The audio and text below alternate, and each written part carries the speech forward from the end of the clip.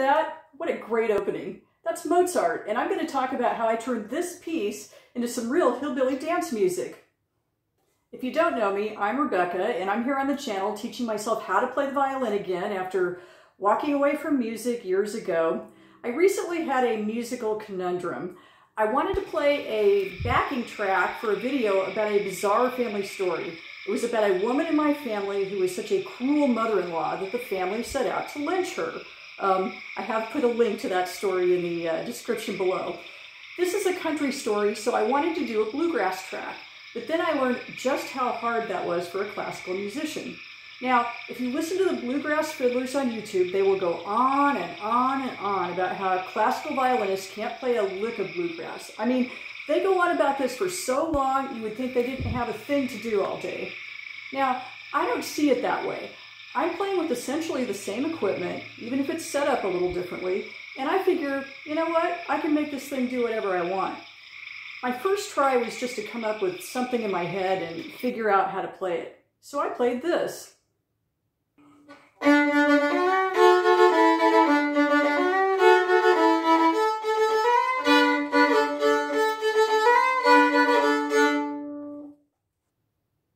Okay, it's nice, it's basic, it's bluegrass, and it works for a backing track. But there was a problem with this.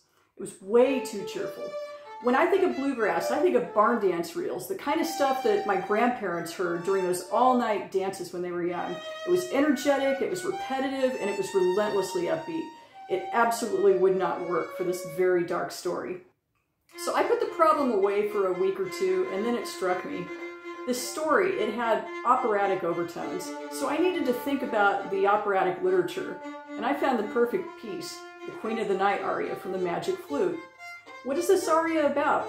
It's the mother of a teenage daughter. She is in a towering rage, saying, "You will not go near that man or I will destroy you." It bore some similarities to my story from the backcountry, and really, it's amazing how you will find versions of this story across different places in different times. So I pulled the score for the aria and I found something amazing. It was so obvious how Mozart could serve as a catalyst for someone who's gone through rigid classical training to catch the flow of bluegrass. Think about this piece. It's the 25th Symphony, the opening of Amadeus.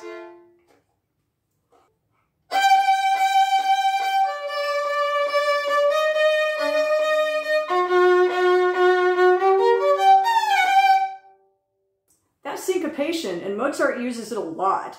He used it in the Queen of the Night aria too. Syncopation converts absolutely seamlessly into a bluegrass standard known as run pony.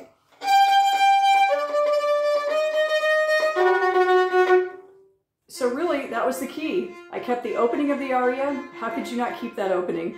And I kept the familiar line, da, da, da, da, da, da, da, da, da, and I wrapped it in the run pony configuration. It worked. Yes, the rigid training required that I go to the classical literature as a jumping off point, but you know what? I made that jump, and I couldn't be happier.